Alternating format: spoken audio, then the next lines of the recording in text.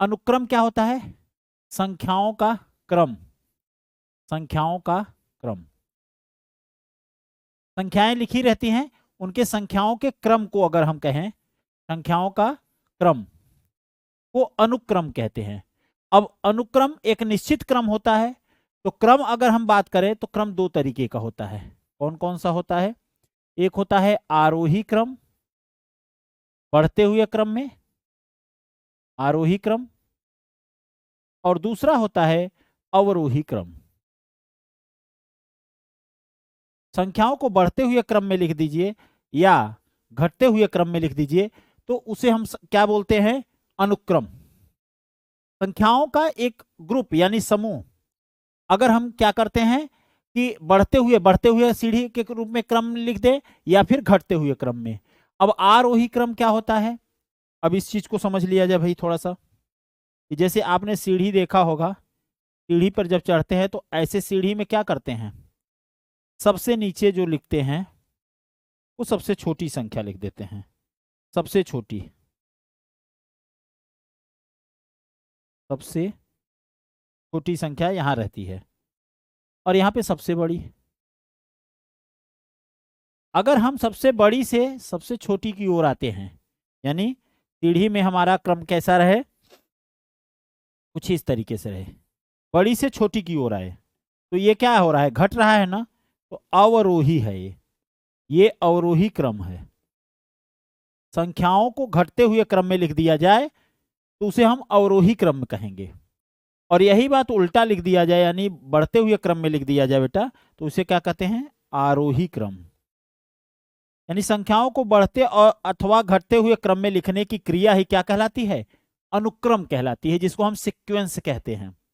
मैं एक एक बात फिल करके बताऊंगा, छोड़ने वाली बात नहीं बताऊंगा, ठीक है? कि कहीं से भी क्वेश्चन अगर उठता है और क्लास 11th का फाउंडेशन भी बन जाता है यहीं से।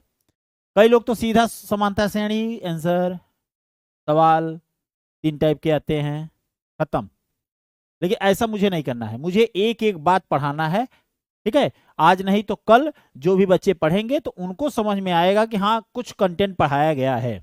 आइए, संख्याओं का क्रम जैसे हम कहें 1 2 3 4 5 ऐसे लिखा गया है। अब देखिए ये बढ़ते हुए क्रम में लिखा गया है, यही चीज घटते हुए क्रम में लिख दिया जाए 7 9, अच्छा ये बढ़ते ही क्रम में 7 9 13 18 21। अब देखिए कोई रूल नहीं है लेकिन बढ़ते हुए क्रम में है बस। अच्छा अब इधर देख लीजिए, घटते हुए क्रम में लिख दीजिए 35 29 27 21 18। ये क्या हुआ? ये भी अनुक्रम है। तो ये सभी अनुक्रम हैं। क्या है? अनुक्रम है। संख्याओं को अगर क्रम से लिख दिया जाए, चाहे बढ़ते चाहे घटते हुए क्रम में लिख दिया जाए या आरोही या अवरोही क्रम में लिख दिया जाए, तो इस क्रम को हम क्या बोलते हैं? अनुक्रम। अनु धन क्रम, निश्चित हो क्रम, आरोही या अवरोही क्रम दो ही तरीके का होता है, ठीक है? ये परिभाषा आपकी, ठीक है? अब इसमें कुछ बातें हम समझा दे रहे हैं। संख्याओं का एक ऐसा समूह जिसे निश्चित क्रम में, अब निश्चित क्रम क्या हो? निश्चित क्रम दो तरीके का, कौन कौन सा? आरोही और अवरोही, ठीक है? घटते अथवा बढ़ते क्रम में जो निश्चित नियमानुसार हो, कुछ भी नियम हो लेकिन वो नियमानुसार हो, उसे क्या कहते हैं? हम अनुक्रम कहते हैं, ठीक है? अनुक्रम का जो प्रत्येक पद होता है, प्रत्येक संख्या को क्या बोलते हैं? अनुक्रम में अगर लिखा गया है तो उसे हम प्रत्येक संख्या क्या कहते हैं? पद कहते हैं। जैसे 3 4 5 7 9 इस तरीके से लिखा गया है। तो इसमें जो भी हैं ये सभी जो लिखे गए हैं संख्याएं 3 4 5 7 9, ये सब क्या हैं? पद कहलाते हैं, यानी टर्म कहलाते हैं। जैसे इसमें इसको हम क्या कह दिए? A1, इसको A2, इसको A3, A4, A5। तो A1 का क्या अर्थ है? प्रथम पद। क्या? प्रथम पद। A2 का क्या है? द्वितीय पद। A2 का मतलब क्या है? द्वितीय पद। इसी तरीके से अगर n वां पद है यहाँ पे, an लिखा रहेगा, तो an को हम क्या लिख सकते हैं? n वां पद। अच्छा, यनवा पद को ही हम क्या बोलते हैं? व्यापक पद। ये देखिए यही चीज, यनवा पद ही क्या हमारा है? व्यापक पद होता है, जनरल टर्म सबके लिए। अगर हमको यनवा पद पता है तो पूरा का पूरा हम अनुक्रम ज्ञात कर सकते हैं। ठीक है, चलिए ये ज्यादा साफ सुथरा मैं रखना चाहता हूं क्योंकि आपको नोट्स में ये काम आएगा।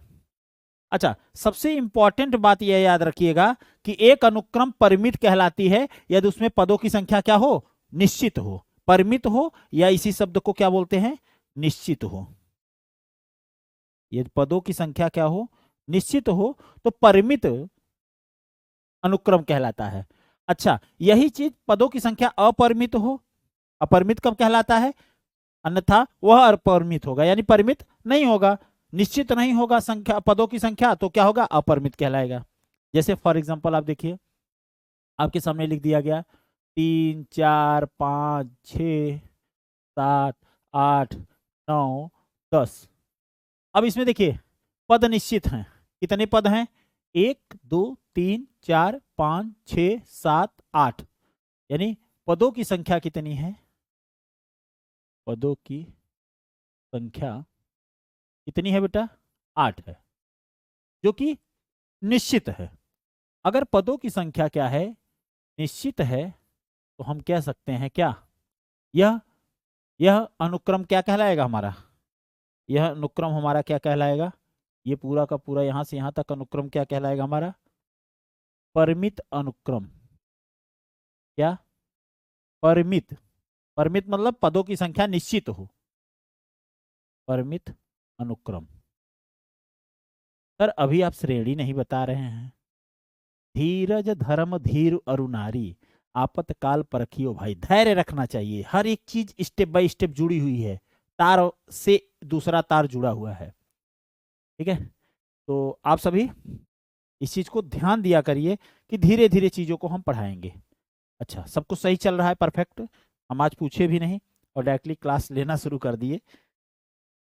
पूछना भी जरूरी है भाई, पता चलता रहता है। हाँ, अगर हम ये कह दें कि 2 4 6 8 10 एंड सो ऑन, ये डैश डैश डैश अनंत तक दिखाई दे, तो इसमें पदों की संख्या क्या है? निश्चित नहीं है। पदों की संख्या क्या है? अनिश्चित है। क्या है? अनिश्चित है, निश्चित नहीं है। कितने पद हो सकते हैं? यह निश्चित नहीं है। इसलिए यह क्या कहलाएगा पूरा? ये पूरा का पूरा अनुक्रम कैसा कहलाएगा हमारे लिए? हमारे लिए ये अनुक्रम बेटा क्या हो जाएगा? अपरिमित। अपरिमित अनुक्रम। आशा करता हूं समझ में आ गया होगा। ओके, अब कहेंगे सर यहां से क्वेश्चन उठते हैं